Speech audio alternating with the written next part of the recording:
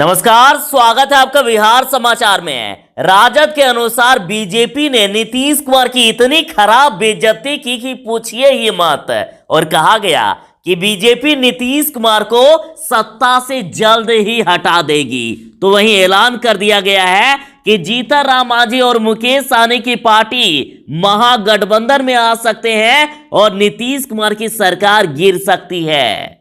तो आज की बड़ी खबरों पर बात करने से पहले आपसे अनुरोध है, कृपया वीडियो को एक प्यारा सा लाइक अवश्य कर दीजिएगा। आपका लाइक करना ही हमारी मेहनत का फल होता है।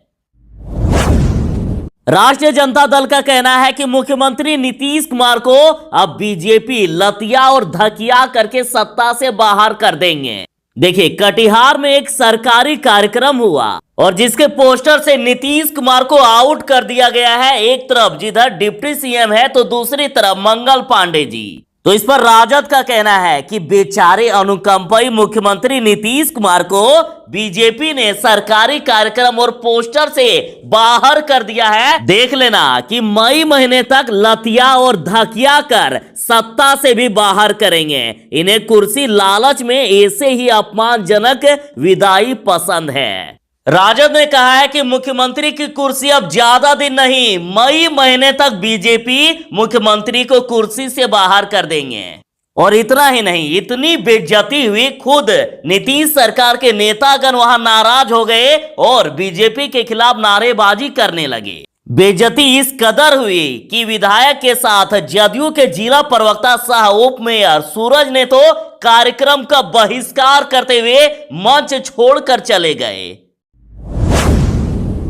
जिस प्रकार से जीतन राम मांझी नीतीश सरकार से नाराज दिख रहे हैं, तो इसको लेकर देखिए, कांग्रेस ने ऐलान कर दिया है कि बहुत ही जल्द जीतन राम मांझी और मुकेश सहनी महागठबंधन में शामिल हो सकते हैं और नीतीश सरकार गिर सकती है। देखिए, राज्यपाल कोटे से 12 एमएलसी की सीट में से आधा बीजेपी ने बांट लिया और आधा जदयू को मिल गया। और जीतन राम मांझी की पार्टी और वीआईपी दोनों को ठेंगा दिखा दिया गया। दोनों टुकुर टुकुर ताकते रहे। उसके बाद एनडीए में बगावत के सुर उठने लगे और साथ ही जीतन राम मांझी और मुकेश सहनी दोनों भड़क गए और नीतीश सरकार के खिलाफ बयान दे दिया। और लगे हाथ मुख्यमंत्री जी ने भी ये कह दिया कि किसी की नाराजगी से उन्हें कोई फर्क नहीं पड़ता है। और इधर कांग्रेस ने जीतन राम मांझी को निमंत्रण दे दिया और कहा कि आ जाइए ना। दरअसल कांग्रेस नेता ने वीआईपी और हम पार्टी को महागठबंधन में शामिल होने का न्योता दे दिया है। और अजीत शर्मा ने कहा है कि जल्द ही एनडीए में टूट होने वाली है। ये जनता की सरकार नहीं है। हम और वीआईपी पार्टी महागठबंधन में शामिल हो सकते हैं और यदि ऐसा हुआ तो नीतीश सरकार तुरंत ही गिर जाएगी और तेजस्वी की सरकार बन जाएगी।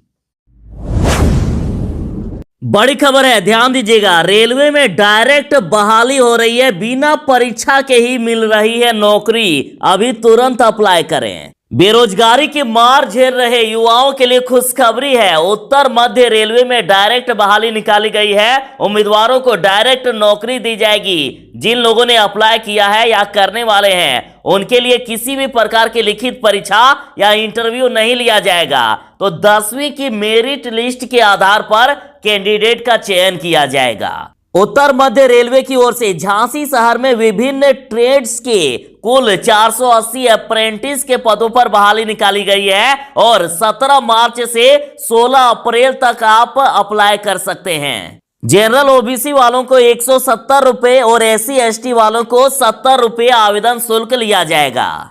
अप्लाई करने के लिए mponline.gov.in या फिर ncr.indianrailway.gov.in पर जाएं या वीडियो के डिस्क्रिप्शन में दिए गए वेब लिंक पर क्लिक करें। किसानों का आक्रोश लगातार बढ़ता ही जा रहा है और 26 मार्च को फिर से भारत बंद किया जाएगा और पप्पू यादव ने ऐलान कर दिया है कि कृषि कानूनों का होलिका दहन करेंगे पप्पू यादव। ध्यान दीजिएगा, 26 मार्च को पूरे दिन भारत बंद रहेगा। सुबह 6 बजे से लेकर शाम 6 बजे तक भारत बंद है और इतना खतरनाक बंदी होने वाला है कि अन्य सुविधाएं तो ठप रहेगी ही, उसके साथ ही जरूरी सुविधाएं जैसे दूध व सब्जियों की सप्लाई भी ठप रहेगा। और इस भारत बंद के ऐलान से मोदी सरकार की प्रशासन की नींद उड़ी हुई है। किसानों का कहना है कि ये प्रदर्शन तभी खत्म होगा जब कानून वापस होगा। और इसके साथ ही 28 मार्च को धरना प्रदर्शन स्थलों पर ही होलिका दहन किया जाएगा कृषि कानूनों की प्रतियों का। और बिहार में भी भारत बंद का असर दिखेगा, बिहार भी बंद होगा। इसके लिए पप्पू यादव ने ऐलान कर दिया है। जैसे कि कटिहार में हुए सरकारी कार्यक्रम में नीतीश कुमार को पोस्टर से बाहर कर दिया। आप पहले न्यूज 4 नेशन का ये वीडियो देखिए। कहाँ बैठे? अरे आप ऊपर ही नहीं है सर, ऐसे तो सर, अच्छा हम लोग सर 1 घंटा से सीएम साहब का फोटो तक नहीं है सर, क्या मैसेज जाएगा हम लोग को, तो वहाँ पे क्या जवाब देगा। और जब राजद ने इस मुद्दे पर ट्वीट किया तो देखिए इसके रिट्वीट में जनता क्या कह रही है। किंग कुमार लिखते हैं कि लालच और बेबस मुख्यमंत्री को अब ये सब की आदत हो चुकी है। समाजवादी नामक ट्विटर यूजर लिखते हैं कि ये भाजपाई पहले नीतीश कुमार की जमकर बेइज्जती करते हैं, फिर बोलते हैं कि फोटो लगाने में कहीं त्रुटि हुई है। तो इन्होंने पूछा है कि इतनी बेइज्जती काहे सहते हैं नीतीश बाबू। और राजद ने तो कह ही दिया है कि देख लेना कि मई महीने तक मुख्यमंत्री को लतिया और धकिया कर सत्ता से बाहर कर देंगे बीजेपी। आप सभी बिहार वालों के लिए खुशखबरी है, होली के बाद बिहार के आम लोगों के लिए सुविधाएं बढ़ेगी।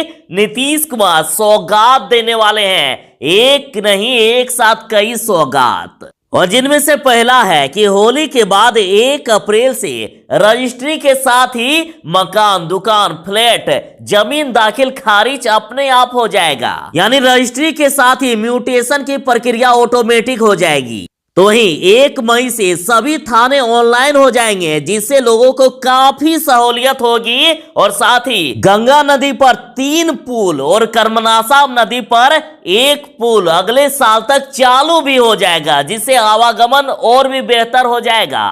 तो है ना ये 3 बड़ी सौगात। इसी बात पर वीडियो को एक लाइक अवश्य करें। यदि आप पेंशनधारी हैं, किसी भी प्रकार का यदि आपको पेंशन मिलता हो तो हो जाइए तैयार। अब कोरोना का टीका आपको लगाया जाएगा। बिहार सरकार इस बार सभी पेंशनधारियों को कोरोना का टीका देने जा रही है। पटना में इसकी शुरुआत कर दी गई है और इसके लिए जागरूकता अभियान चलाया जा रहा है। और बहुत ही जल्द बिहार के सभी जिलों में पेंशनधारियों को कोरोना का टीका दिया जाएगा। वैसे तो विपक्षी दलों के द्वारा बराबर ये कहा जाता है कि नीतीश सरकार की ये शराबबंदी बिल्कुल ही फेल हो चुकी है। और तेजस्वी यादव ने कहा है कि गरीब जनता को शराबबंदी के नाम पर जेल में ठूसा जा रहा है। आप पहले तेजस्वी का ये बयान सुनिए।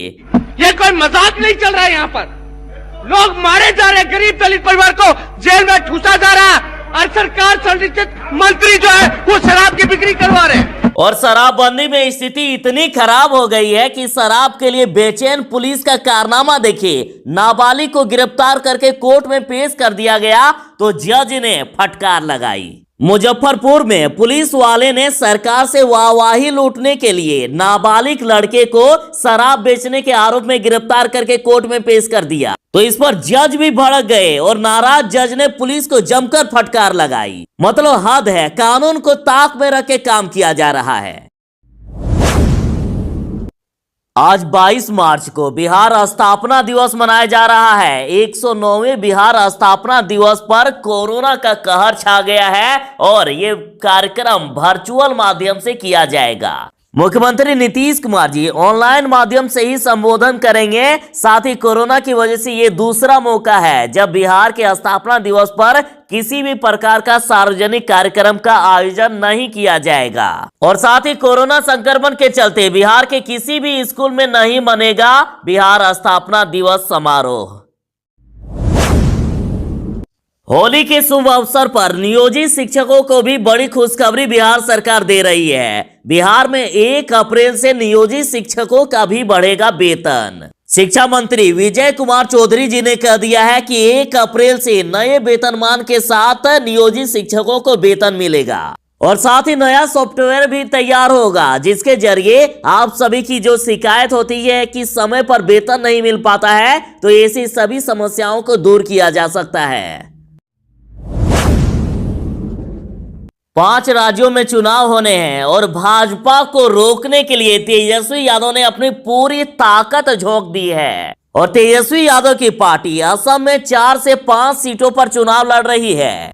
तिनसुकिया और तेजपुर में आरजेडी ने अपने उम्मीदवार भी उतार दिए हैं। असम में प्रथम चरण का चुनाव 27 मार्च को होगा। तो चुनाव प्रचार के लिए तेजस्वी यादव 22 को असम जा रहे हैं और 23 मार्च को पटना में नीतीश सरकार के खिलाफ तेजस्वी यादव विधानसभा का घेराव करेंगे और असम के साथ बंगाल में तेजस्वी यादव ने अपनी पूरी ताकत झोंक दी है और ममता बनर्जी को समर्थन दे रहे हैं ताकि बीजेपी को हराया जा सके। 23 मार्च को विधानसभा घेराव किया जा रहा है और कहा जा रहा है कि सो रही है सरकार, संवेदनहीन है नीतीश कुमार, अब और नहीं सह सकता है बिहार अनदेखी का ये अत्याचार। एक तरफ जहां नीतीश सरकार ने 19 लाख रोजगार देने का वादा किया है तो वहीं दूसरी तरफ बिहार के युवा लगातार बेरोजगार होकर सड़कों पर आंदोलन कर रहे हैं और नीतीश की बेरहम सरकार उन्हें दौड़ा दौड़ा कर पीटने का काम कर रही है। लेकिन यदि सरकार ने वादा किया है तो उन्हें रोजगार देना ही होगा और रोजगार के लिए ही विधानसभा का घेराव किया जा रहा है और कहा जा रहा है कि अपनी योग्यता से नीचे और अपेक्षा से कम आय पर काम करने को विवश होना भी बेरोजगारी है। इस लिहाज से बिहार के 90% युवा बेरोजगार हैं। अतः आप सभी से कहा गया है कि 23 मार्च को विधानसभा घेराव में जरूर ही शामिल हो। पाटलिपुत्र यूनिवर्सिटी के छात्रों के लिए खुशखबरी है। जो छात्र 7 अंकों तक भी फेल हो गए हैं उनको भी ग्रेस मार्क देकर पास कर दिया जाएगा। पाटलिपुत्र यूनिवर्सिटी के स्नातक और पीजी नियमित व व्यावसायिक पाठ्यक्रमों के छात्र छात्राओं के लिए खुशखबरी है। फेल होने पर अब छात्रों को पास किया जाएगा। ये फैसला पाटलिपुत्र विश्वविद्यालय में शनिवार को हुई बैठक में ले लिया गया।